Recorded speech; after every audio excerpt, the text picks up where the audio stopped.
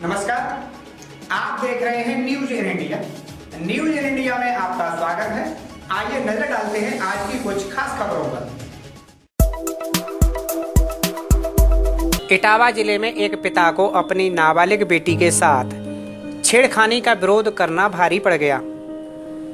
दबंगों ने उसकी पीट कर हत्या कर दी। आपको बता दें कि बिठौली थाना क्षेत्र के गांव बसरी में एक 16 वर्षीय किशोरी शाम को घर के सामने चबूतरे की सफाई कर रही थी। इसी दौरान पड़ोसी युवक गोपाल ने किशोरी के साथ छेड़खानी कर दी। करीब 2 घंटे बाद मजदूरी करके लौटे पिता से डरी सहमी बेटी ने आप बीती बयां की। पीड़िता का पिता पुत्री के साथ हुई छेड़खानी की घटना को लेकर आरोपी के घर पहुंचा तो ये बात लोगों को नागवार गुजरी और उन्होंने मारपीट करते हुए पीड़िता के पिता के सर पर पत्थर मार दिया। पीड़िता का पिता गंभीर रूप से घायल हो गया। एम्बुलेंस के जरिए उसे घायला अवस्था में सामुदायिक स्वास्थ्य केंद्र में भर्ती कराया गया। गंभीर हालत को देखते हुए डॉक्टरों ने उसे जिला अस्पताल रेफर कर दिया। जिला अस्पताल पहुंचने पर डॉक्टरों ने उसे मृत घोषित कर दिया। मृतक के परिजनों की शिकायत पर पुलिस ने एक ही परिवार के 4 लोगों के खिलाफ हत्या की धाराओं में मुकदमा दर्ज किया है। फिलहाल सभी आरोपी फरार हैं। कल शाम को लगभग 3 बजे ग्राम बंसरी थाना बिटौली के निवासी श्री लोटन सिंह, जो कि उसी गांव में गोपाल सिंह की दुकान पर कुछ सामान खरीदने गए थे, वहीं पर कुछ विवाद हो गया था उनके बीच में। और उस विवाद के दौरान श्री लोटन सिंह को सर में चोट आ गई थी। तत्पश्चात उनको CSC चकनगर ले आया गया था। उसके बाद उनको रिफर कर दिया गया जनपद चिकित्सालय में। तब दौरान इलाज उनकी मृत्यु हो गई। उनके परिजनों द्वारा आज तहरीर दी गई, जिसके आधार पर सुसंगत धाराओं में अभियोग पंजीकृत किया गया है। समस्त अभियुक्त की गिरफ्तारी करने का प्रयास किए जा रहे हैं और अभियुक्त का नियमानुसार पंचायतनामा पोस्टमार्टम की कार्रवाई की गई। आपने एक कहावत सुनी होगी, शादी का लड्डू ऐसा खाए वो पछताए, जो ना खाए वो भी पछताए। आज की भागदौड़ भरी जिंदगी में लोग पत्नी और बच्चों को समय नहीं दे पाते। ऐसे में कोई एक साथ 2 लड़कियों से शादी कर ले तो ऐसे अजब गजब मामले वायरल हो जाते हैं। क्योंकि ऐसी ही एक शादी छत्तीसगढ़ में देखने को मिली, जहां दूल्हे चंदू ने एक साथ एक ही मंडप में 2 दुल्हनों के साथ 7 फेरे लिए। आपको बता दें कि बस्तर के टकरा लोहंगा जिले के चंदू मौर्य को पिछले साल 2 लड़कियों से एक साथ प्यार हुआ था। फिर 3 जनवरी को ये अनूठी शादी देखने को मिली। दरअसल कोरोना काल में चंदू को पहले सुंदरी से प्यार हो गया तो वो उसे अपने घर ले आया। कुछ दिनों बाद चंदू को फिर से प्यार का बुखार चढ़ा तो पड़ोस में रहने वाली हसीना भी उसके साथ चली आई। फिर तीनों एक साथ राजी खुशी से रहने लगे। दरअसल आदिवासी समुदाय में एक से अधिक पत्नी रखने की मान्यता है। बस्तर और अन्य आदिवासी बाहुल्य जिलों में अक्सर ऐसे मामले देखने को मिलते हैं। हैरानी की बात यह है कि दोनों लड़कियों के परिवार वालों ने शादी के फैसले को खुशी खुशी स्वीकार कर लिया। पहले लड़की वालों ने रजामंदी जताई, फिर चंदू के परिजनों ने भी इस शादी को मंजूरी दे दी। दोनों लड़कियां भी चंदू को बेहद पसंद करती थीं, इसलिए एक ही मंडप में शादी का फैसला लिया। स्थानीय लोगों के मुताबिक इस शादी में सैकड़ों लोग शामिल हुए। सूबे का ये अनूठा विवाह अब सुर्खियों में बना हुआ है। आगामी विधानसभा चुनाव के मद्देनजर समाजवादी पार्टी विभाजन को मजबूत करने में जुट गई है। कार्यकर्ताओं में नई ऊर्जा का संचार करने के लिए गुरुवार को धर्म नगरी चित्रकूट के 2 दिवसीय दौरे पर आए समाजवादी पार्टी के राष्ट्रीय अध्यक्ष और उत्तर प्रदेश के पूर्व मुख्यमंत्री अखिलेश यादव का हवाई पट्टी पहुंचने पर सपाइयों ने जोरदार स्वागत किया। इस दौरान सपा मुखिया अखिलेश यादव ने कानून व्यवस्था को लेकर सूबे की योगी सरकार पर जमकर हमला बोला। श्री यादव ने कहा कि योगी सरकार में कानून व्यवस्था ध्वस्त है। लगातार वृद्धि, हत्या, लूट और बलात्कार की घटनाओं से पूरे प्रदेश की जनता त्रस्त है। उन्होंने दावा किया कि 2022 के विधानसभा चुनाव में यूपी से भाजपा सरकार का सफाया होगा और पूर्ण बहुमत से सपा की सरकार बनेगी।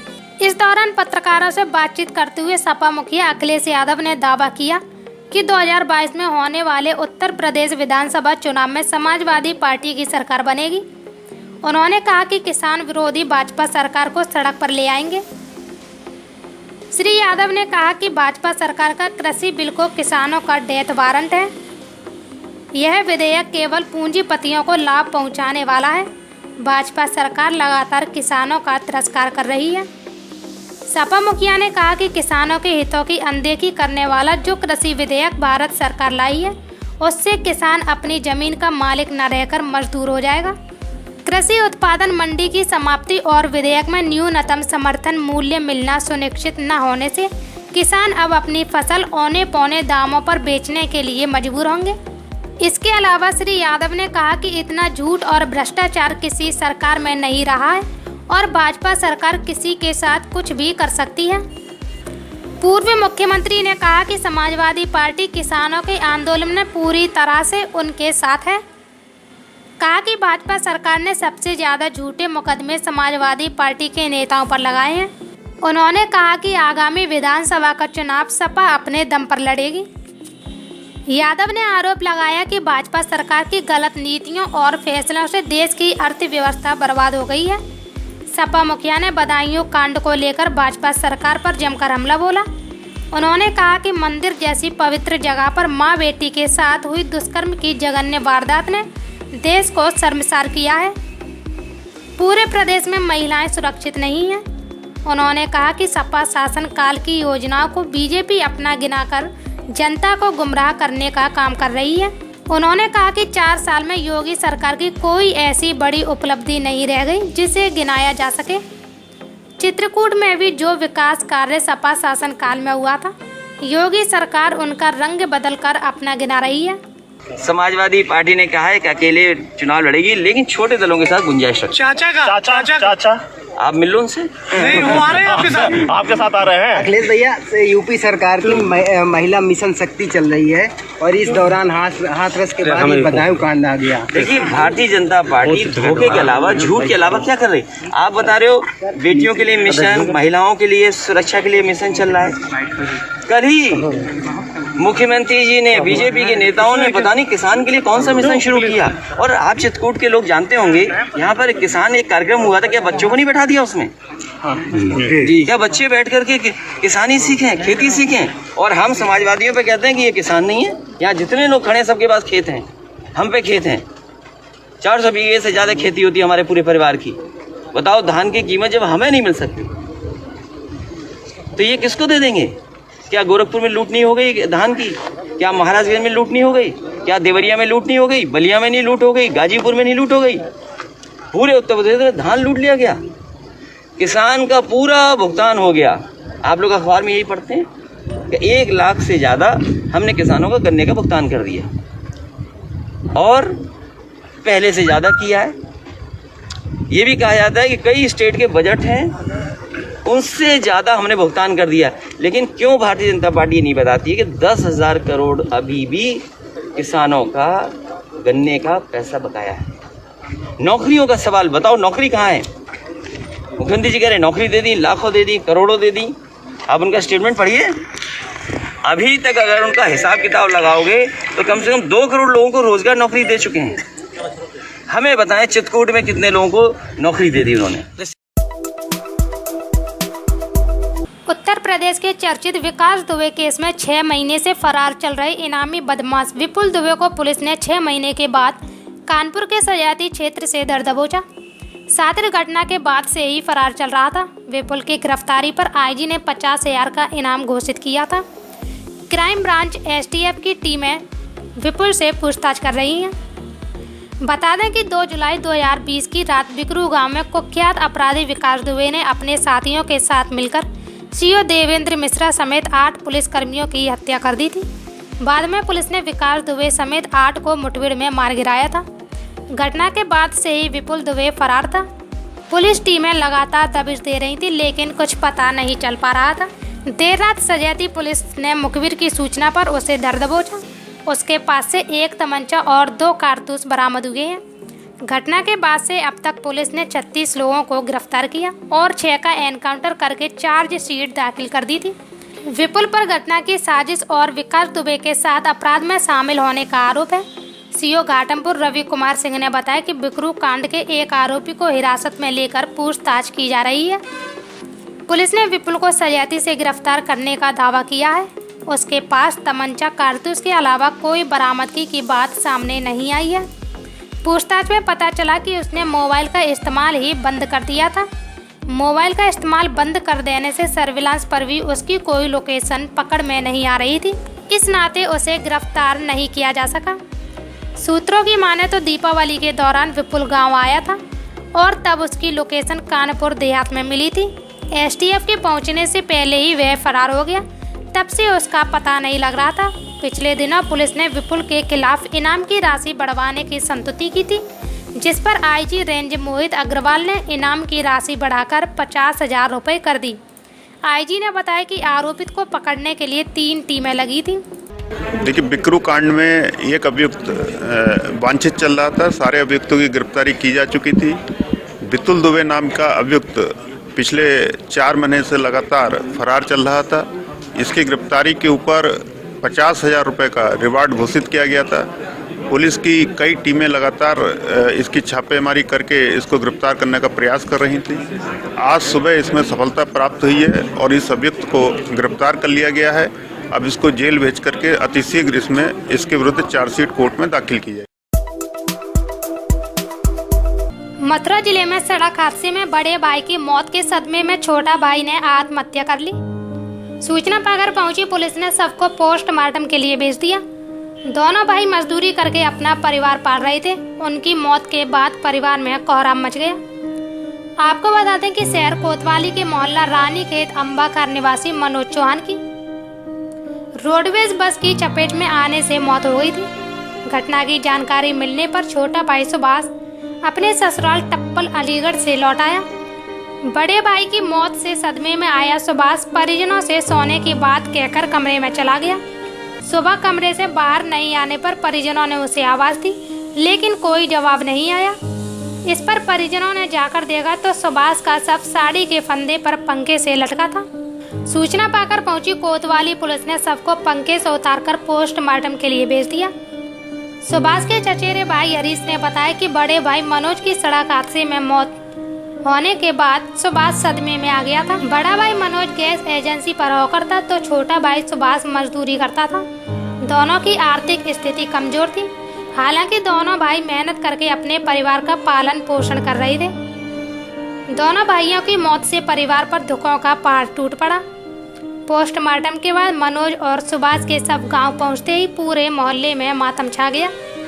ऐसा था, रात को हम लोग यहाँ नीचे बैठे थे, वो खाना पीना भी उसने खाया, कुछ भी करा नहीं सब था, तो ऊपर जाके सो गया था। अब हम जाने के लिए माँ चीलगढ़ जा रहे थे तो उनके छोटे भाई को भी ले चले, तो मालूम पड़ी कि अभी खुल कर देगा तो वहाँ कोई आवाज़ नहीं आ रही थी। तो हम लोगों ने केवाड़ फेवाड़ तोड़ी है। जब जाके मालूम पड़ी कि वो उसने रस वो डाल रख के धोपती से अपनी फांसी से लगा ली। फांसी का कारण क्या है? फांसी क्यों लगाई है? उसने कारण क्या है कि एक बड़े भाई के हत्या का ना उस पर सदमा बर्दाश्त नहीं हुआ है। ये देखिए, थाना क्षेत्र कोतवाली जनपद मथुरा का प्रकरण है। थाना क्षेत्र कोतवाली के अंबाकार नामक स्थान पे एक युवक जिसका नाम सुभाष कुमार है, जिसकी उम्र करीब 30 वर्ष है, उसने अपने घर में ऊपर के कमरे पर फांसी लगा करके आत्महत्या कर ली है। कारण क्या रहा, किस लिए फांसी की लगाई सर? ये बहुत ही दुखद घटना है। कल शाम को करीब 5 बजे के करीब इनके जो बड़े भाई हैं मनोज कुमार, इनका भी एक हाथरस डिपो की सरकारी बस से एक्सीडेंट हुआ था। तो एक्सीडेंट के कारण कल उनकी मृत्यु हो गई थी। उसी सदमे के कारण आज जो छोटा भाई है उसने भी बीती रात में फांसी लगाकर आत्महत्या कर ली।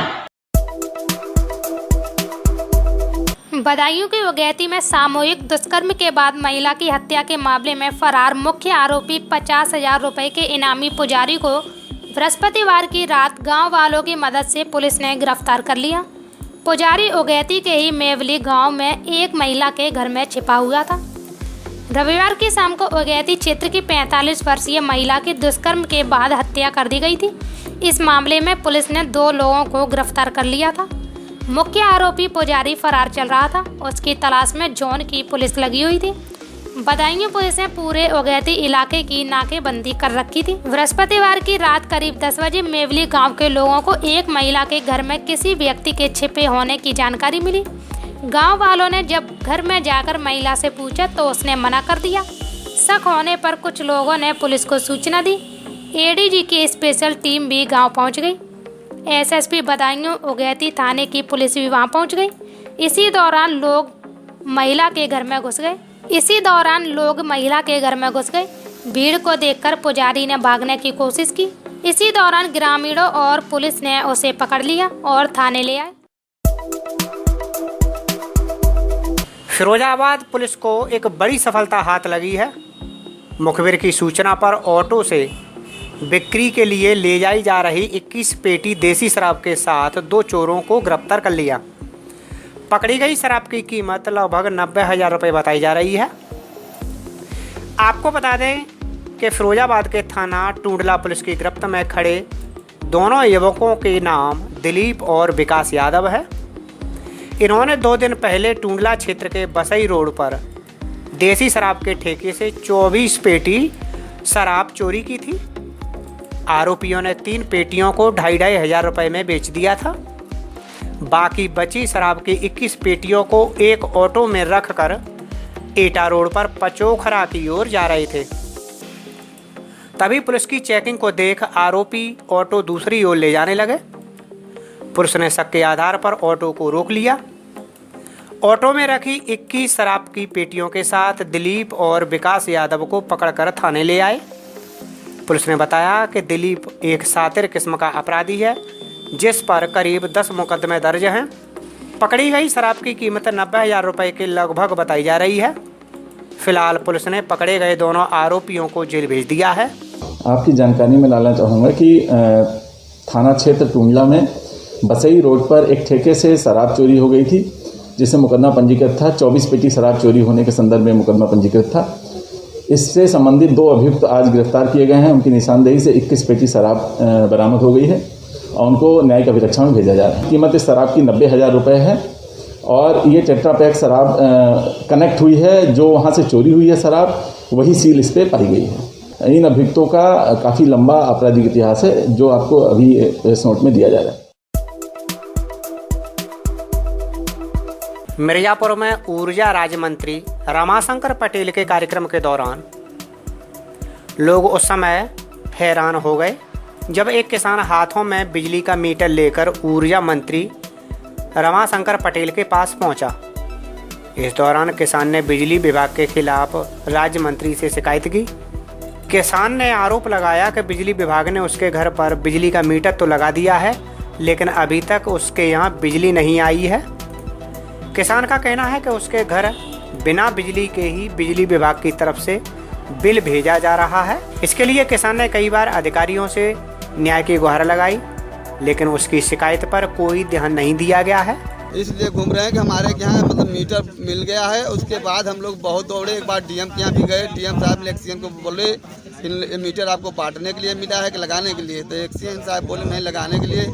अभी मतलब कार्यकर्ता लोग बांट दिए होंगे, तो बोले कि मतलब अगर कार्यकर्ता लोग बांट दिए हैं, आज हमारे पास आए हैं, कल मीडिया वालों के पास चले जाएंगे, तो तब आपकी नौकरी चली जाएगी। आपकी बिल आना स्टार्ट हो गया है? हाँ, बिल मतलब आना शुरू हो गया। तो आपने क्या जिला अधिकारी को जब आप गए थे तो वहाँ की जो भी संबंधित अधिकारी को किया फॉरवर्ड किया गया, जैसे भी पूछा गया, तो क्या उसके बाद आपका मीटर लगाने के लिए फिर कोई आया कि नहीं?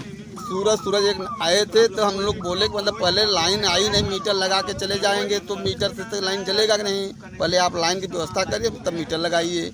तो उसके बाद कहें हम नहीं, तब लाइन की भी व्यवस्था नहीं हो पाएगी, तो हम कहा तब मीटर ऐसे रखे रहने दीजिए भाई, जब लाइनें नहीं आएगी तो मीटर किस लिए लगेगा। तो आज मंत्री जी के लगे क्यों आए थे आप? इसीलिए आए हैं कि हमारी सब यहाँ लाइन लगे और मीटर लगे, हम लोगों को मतलब लाइन चाहिए। देखिए, बिजली विभाग में जो लापरवाही, जो मीटर आप दिखा रहे हैं ना, सही में सौभाग्य योजना के अंतर्गत कुछ लापरवाही हैं जो हमारे मुख्यमंत्री के संज्ञान में भी है।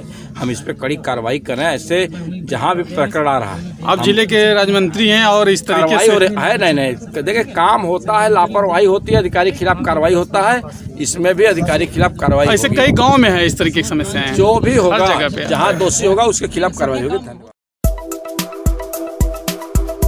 उत्तर प्रदेश के बुलंदशहर में जहरीली शराब पीने से 4 लोगों की मौत हो गई। इस मामले में थाना पुलिस की लापरवाही मानते हुए थाना प्रभारी दीक्षित कुमार त्यागी, हल्का इंचार्ज और 24 प्रभारी अनोखीपुरी को निलंबित कर दिया गया। साथ ही मामले में 3 लोगों को भी हिरासत में लिया गया है। आपको बता दें कि सिकंदराबाद कोतवाली क्षेत्र के गांव छीतगढ़ी में जहरीली शराब पीने से कई लोग बीमार हो गए, जिसमें आज 4 लोगों की मौत हो गई। इसके अलावा 14 लोगों को अलग अलग अस्पतालों में भर्ती कराया गया है। ग्रामीणों का आरोप है कि शराब और आबकारी विभाग की सांठगांठ से जहरीली शराब बेची जा रही है। घटना के बाद शराब माफिया कुलदीप फरार है। डीएम रविंद्र कुमार ने बताया कि 4 लोगों की मौत हो गई है और 14 लोगों की हालत गंभीर बनी हुई है। कुछ ग्रामीणों का कहना है कि यह सभी लोगों ने शराब पी थी, इसके बाद इनकी हालत बिगड़ गई। मृतकों का पोस्टमार्टम कराया जा रहा है, जिससे पता चल सके कि मौत के पीछे की वजह क्या है। बुलंदशहर की एसएसपी संतोष कुमार सिंह ने कहा कि लापरवाही के आरोप में थाना प्रभारी दीक्षित कुमार त्यागी, हल्का इंचार्ज और चौकी प्रभारी अनोखेपुरी को सस्पेंड कर दिया गया है। साथ ही आरोपी की तलाश शुरू कर दी गई है। बीमार लोगों को अस्पताल में भर्ती कराया गया है, जहां कुछ की हालत गंभीर बनी हुई है। देखिए, इस प्रकरण में जो कुलदीप नाम का आरोपी है, जिसके द्वारा शराब दिए जाने की बात प्रकाश में आई है, उसकी गिरफ्तारी का प्रयास किया जा रहा है। उससे जुड़े हुए कई लोगों को पुलिस हिरासत में लेकर पूछताछ की जा रही है। और प्रथम दृष्टया चूँकि यहाँ आने के बाद ये जानकारी में आया है कि लोगों में ये बात थी कि यहाँ शराब पहले से बिक रही थी। इस बात की जानकारी थाना प्रभारी, चौकी प्रभारी और हल्के के सिपाहियों को होनी चाहिए थी, उनके द्वारा कार्रवाई की जानी चाहिए थी। इस वजह से इन तीनों को निलंबित कर दिया गया है। थाना प्रभारी सिकंदराबाद, चौकी प्रभारी अनोखेपुरी, साथ ही 2 आरक्षी जो इस चीज के हल्के के सिपाही हैं, उनको निलंबित कर दिया गया है। और जो अपराधी है जिसके द्वारा शराब उपलब्ध कराई गई है, मिसिलिया मार्क का शराब है। यदि किसी मार्के की शराब ठेकों पर बिकती है तो इसकी जाँच कराई जा रही है कि शराब कहाँ से आई थी, और जो भी लोग इसमें दोषी होंगे उनके विरुद्ध कड़ी कार्रवाई और NSA तक की कार्रवाई हम लोग। अभी हम लोग जीतगढ़ी गांव सिकंदराबाद तहसील बुलंदशहर में हैं। आप देख रहे हैं कि यहाँ मौके पर जो लोगों द्वारा बताई जा रही है, उसमें 4 लोगों की मौत हुई है, जिनकी डेड बॉडी अस्पताल में भेजकर पोस्टमार्टम की कार्रवाई करवाई जा रही है। 16 लोग की तबीयत गड़बड़ बताई जा रही है, जिनका कि CHC सिकंदराबाद में ऑलरेडी भेजकर इलाज करवाया जा रहा है। बट हम लोगों की प्रायोरिटी है कि उनको अच्छे प्राइवेट हॉस्पिटल में डायलिसिस करवाएं, ताकि उनके जान बचने की संभावना बढ़े। तो हम लोगों ने ऑलरेडी डिस्ट्रिक्ट हॉस्पिटल में 6 लोगों को भेजकर डायलिसिस शुरू करवा दिया है। हमें इस हॉस्पिटल में 2 भेज रहे हैं, बाकी को भी हमारी प्रायोरिटी है कि हम उनको अच्छी इलाज करके जान बचा सकें। सर, दूषित शराब बेचने वाले के बारे में क्या इन्फॉर्मेशन है? देखिए, लोगों द्वारा बताया गया है कि इसमें से कुछ लोगों ने शराब पी थी। गांव के ही कुलदीप नाम का व्यक्ति है, जिनके द्वारा ये सप्लाई किया हुआ बताया जाता है। ये अभी जानना बाकी है कि जो सारे लोगों की तबीयत खराब हुई है, क्या सभी शराब पीने से हुई है, इसकी हम लोग तहकीकात कर रहे हैं। कुलदीप नाम के व्यक्ति भागे हुए हैं, उनके परिवार के 3 लोगों को ऑलरेडी पुलिस अरेस्ट करके पूछताछ कर रही है। और मैं आपको एश्योर करता हूं कि इसमें कड़ी कार्रवाई की जाएगी। सर, काफी समय से को बख्शा नहीं जाएगा। दिल्ली के सिंधु बॉर्डर पर कृषि कानूनों के खिलाफ आंदोलन कर रहे किसान बीते 42 दिनों से अपनी मांगों को लेकर डटे हुए हैं। जब तक सरकार द्वारा कृषि कानूनों को वापस नहीं लिया जाता, किसी भी स्थिति में किसानों को वहां से हटाया नहीं जा सकता। कड़कड़ाती ठंड और बारिश में भी युवा और बुजुर्ग किसान आंदोलनरत हैं। सामाजिक संगठन खालसा एड द्वारा किसानों के लिए मोबाइल शेल्टर होम भी बनाए गए हैं। इसी बीच उत्तर प्रदेश के सीतापुर से एक वीडियो सामने आई है। इसमें देखा जा सकता है कि पुलिस अधिकारी किसानों को धमकी दे रही हैं। वीडियो को देखकर अंदाजा लगाया जा रहा है कि सीतापुर में किसान संगठन मार्च निकाल रहे हैं, जिसे पुलिस द्वारा रोका गया है। वीडियो में एक पुलिस अधिकारी कहते हुए नजर आ रहे हैं कि आपके जुलूस पर कोई कंट्रोल नहीं है, आपका छज्जा तक गिरवा दूंगा।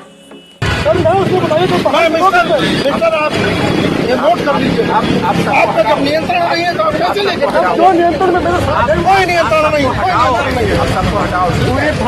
कोई नियंत्रण नहीं है कोई नियंत्रण नहीं है आपका छज्जा तक। वीडियो में मौजूद किसान को पुलिस ने घेर रखा है, जिसमें किसान नेता यह कहने की कोशिश कर रही हैं कि इस मार्च में शामिल उनके संगठन के लोगों पर उनका पूरा कंट्रोल है, लेकिन जो बाहर के लोग हैं उन पर नहीं। पुलिस का कहना है कि इस मार्च में कोई भी बाहरी शख्स नहीं है, सभी लोग आपके संगठन के ही हैं। दुखी होकर किसान नेता ने यह तक कह दिया कि आप भले ही मेरा छज्जा तोड़वा दीजिए या मुझे जेल भिजवा दीजिए, पुलिस का कहना है कि जो भी प्रदर्शन करना है उसे कानून के दायरे में रहकर करो तो बेहतर होगा। इसके बाद पुलिस ने वहां से प्रदर्शनकारियों को हटाने के लिए कह दिया। गौरतलब है कि इस किसान आंदोलन की शुरुआत में भाजपा शासित हरियाणा में भी पुलिस ने किसानों पर काफ़ी क्रूर कार्रवाई की थी, जिसकी देश के साथ साथ विदेश में भी निंदा हुई थी।